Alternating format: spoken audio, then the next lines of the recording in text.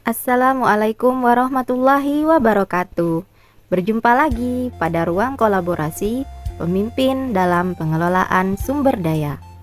Pada kesempatan kali ini, kami akan memetakan aset kekuatan Kecamatan Nangapino. Kami dari kelompok 2, Sai, Sarah Arni, Anissa Hidayati, dan Yusparina Sari. Berikut adalah pemetaan 7 aset kekuatan Kecamatan Nangapino. Aset yang pertama adalah modal manusia. 1. Jumlah penduduk mencapai 54.424 jiwa. 2. Harapan lama sekolah 11,17 tahun. 3. Bupati berusia muda, energik, dan bersemangat. 4. Wakil bupati berpengalaman dalam bidang pemerintahan. 5. Kualifikasi camat sesuai latar belakang pendidikannya. 6. Kepala desa yang merakyat dan mengayomi. 7. Kepala Dinas Pendidikan dan Kebudayaan Kabupaten Melawi. 8. Pengawas sekolah. 9. Kepala sekolah. 10. Wakil kepala sekolah. 11. Guru profesional yang sudah sertifikasi. 12. Murid yang heterogen. 13. Staf dan tenaga kependidikan, laboran, pustakawan, proktor, operator, dapodik, TU, petugas kebersihan, penjaga sekolah, satpam. 14. Komite, dan 15 adalah tokoh masyarakat. Strategi pemanfaatan modal manusia. 1. Jumlah penduduk yang banyak, maka akan tersedia sumber daya manusia yang melimpah, serta membantu proses pembangunan daerah. 2. Harapan lama sekolah memungkinkan penduduk setempat banyak yang mengenyam pendidikan. 3. Bupati berwenang dalam memimpin pelaksanaan urusan pemerintahan dan pengambilan kebijakan. 4. Wakil bupati membantu, menunjang, mendukung dalam menyelenggarakan pemerintahan daerah. 5. Camat membantu bupati dalam urusan pelaksanaan urusan pemerintahan, pelayanan publik, dan pemberdayaan masyarakat. 6. Kepala desa menyelenggarakan pemerintahan di desa serta membina dan memberdayakan masyarakat desa. 7. Kadisdikbud melaksanakan urusan pemerintahan dalam bidang pendidikan. 8. Pengawas sekolah melakukan pembinaan terhadap sekolah. Strategi pemanfaatan modal manusia selanjutnya adalah kepala sekolah berperan sebagai manajer di sekolah. Wakil kepala sekolah menyusun perencanaan program kegiatan sekolah. 3. Guru profesional diberi kesempatan mengembangkan diri, mengikuti lomba, membina kegiatan pembelajaran serta ekstrakurikuler. 4. Murid diberi kesempatan belajar serta mengembangkan potensinya. 5. Tenaga kependidikan diberi kesempatan mengikuti in-house training, workshop, diklat, dan sebagainya.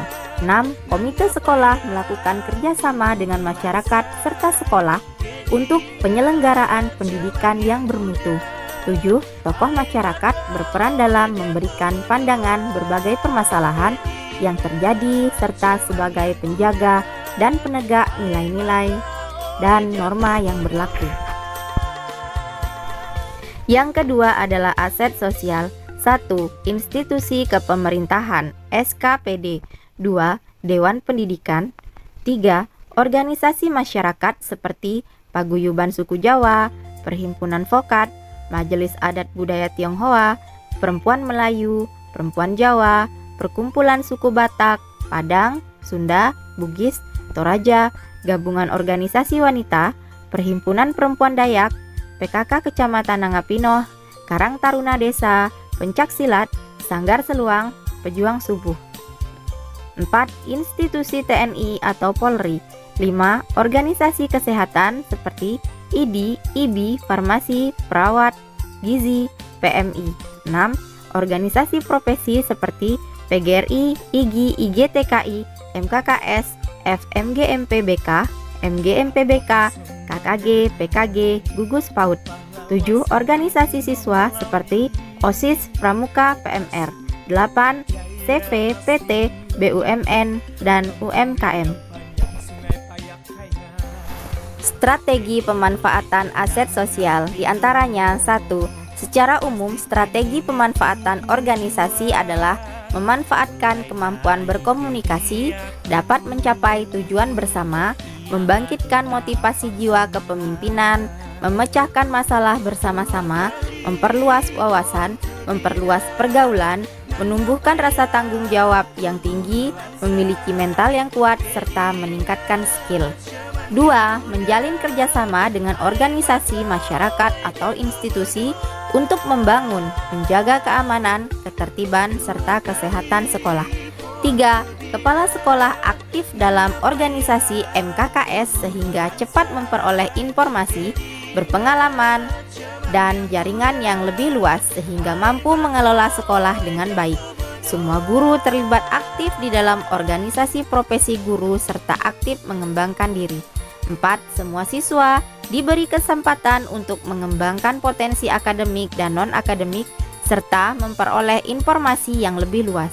5. Menjalin kerjasama perusahaan atau industri untuk program kegiatan atau beasiswa. Aset yang ketiga adalah aset fisik. 1. Kecamatan Nangapino terdiri dari 55 masjid, 93 musola, 25 gereja Protestan, 6 gereja Katolik, dan 1 wihara. Rumah ibadah diantaranya sebagai berikut: Masjid Tertua Nurul Iman di Desa Tanjung Niaga, Gereja Protestan Pintu Elok di Desa Pal, Gereja Katolik Santa Maria, Wihara Idi Maitreya Desa Pal, Klenteng Fuksetki Desa Pal. 2. Adanya bangunan dan monumen sejarah diantaranya Tugu Ris di Desa Tanjung Niaga, Tugu Apang Semangai, Tugu Raden Tumenggung Setia Pahlawan, Taman Makam Pahlawan, Tangsi Belanda di Desa Tanjung Niaga. 3. Sarana umum misalnya stadion olahraga, bandar udara, terminal transportasi darat, terminal transportasi air, pasar tradisional dan minimarket, kawasan perdagangan, lapangan kuliner, kafe dan restoran, hotel, bank, CU, dan pemakaman umum. 4. Bangunan perkantoran misalnya CV, PT, BUMN, atau UMKM. 5. Sarana bangunan sekolah seperti ruang kelas, ruang kepala sekolah, ruang guru atau TU, musola, laboratorium IPA dan komputer, perpustakaan, aula, ruang UKS, koperasi sekolah, kantin, parkir, ruang OSIS, dapur guru, kebun dan taman sekolah, serta toilet. 6. Infrastruktur meliputi laptop, LCD, tablet, Chromebook, WiFi bakti aksi, printer, televisi, kipas angin AC, listrik, air, alat tulis, media pembelajaran IPA, matematika, buku bacaan, lapangan voli, lapangan basket, lapangan bulu tangkis, lapangan bola, alat bermain luar ruangan. 7. Bangunan adat budaya dan alat kesenian daerah, diantaranya rumah betang, alat musik tradisional, pakaian adat, kerajinan tangan tradisional. Adapun strategi pemanfaatan aset fisik. 1. Pemanfaatan rumah ibadah untuk pembelajaran sejarah dan ibadah guna meningkatkan keimanan serta menumbuhkan potensi murid dalam bidang keagamaan. 2. Adanya bangunan sejarah membuat pembelajaran menjadi lebih kontekstual. 3. Memfasilitasi kegiatan olahraga, aktualisasi diri, guru dan siswa di bidang akademik dan non-akademik untuk pengenalan sekolah. 4.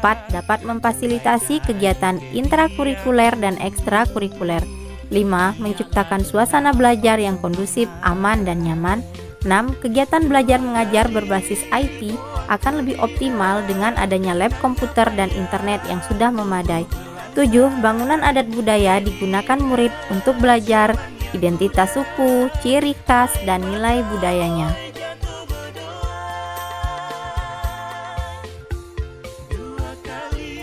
Yang keempat adalah aset lingkungan. 1. Luas wilayah mencapai 408,82 km persegi. 2. Terdiri dari 17 desa. 3. Terletak di antara 2 sungai yaitu Sungai Melawi dan Sungai Pinoh. 4. Objek wisata yaitu Batu Licin di Desa Poring, Lepung Kurnia dan Waterpark di Desa Tembawang Panjang, Grojogan di Desa Tanjung Sari, Bukit Teletabis dan Gesit di Desa Kelaki. 5. Wilayah pertanian meliputi kebun cabai di Desa Tembawang Panjang, kebun sawit di Desa Kebebu, kebun karet di Desa Tanjung Lai. 6. Sumber air bersih dari perbukitan di Tahlut, Desa Kelaki dengan Semadin Lengkong. 7. Budidaya ternak madu kelulut di Dusun Sebaju, Desa Kebebu, peternakan ayam, peternakan kambing di Tahlut, serta peternakan burung merpati. Strategi pemanfaatan aset lingkungan, manfaat luas wilayah, letak geografis, lingkungan alam, objek wisata, adanya wilayah pertanian, peternakan, serta banyaknya pemerintahan desa dapat digunakan sebagai sumber belajar yang kaya akan kearifan lokal, sumber daya alam melimpah, dan mengembangkan jiwa kewirausahaan siswa. Yang kelima, aset finansial atau keuangan, yaitu 1. APBD.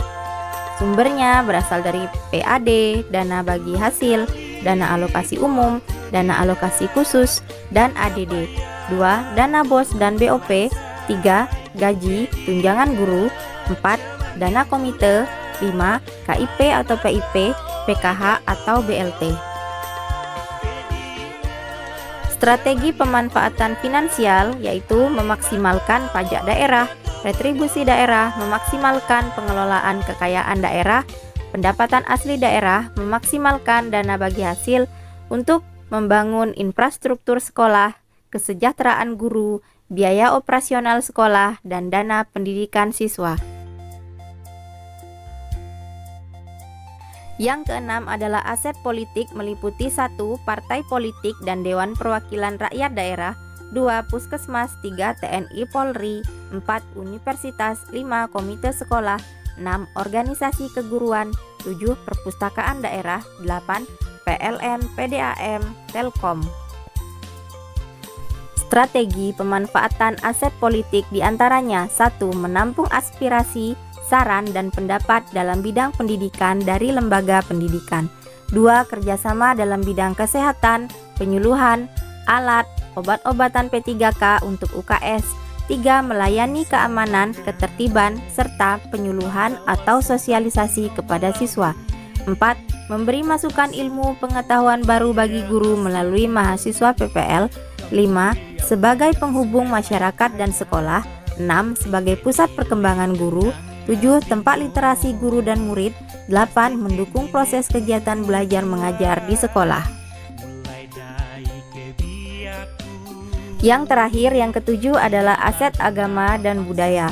1. Keberagaman agama, Islam sebanyak 67,85%, Katolik 15,06%, Kristen 29,96%, Buddha 1,76%, Konghucu 0,41%, Hindu 0,02%.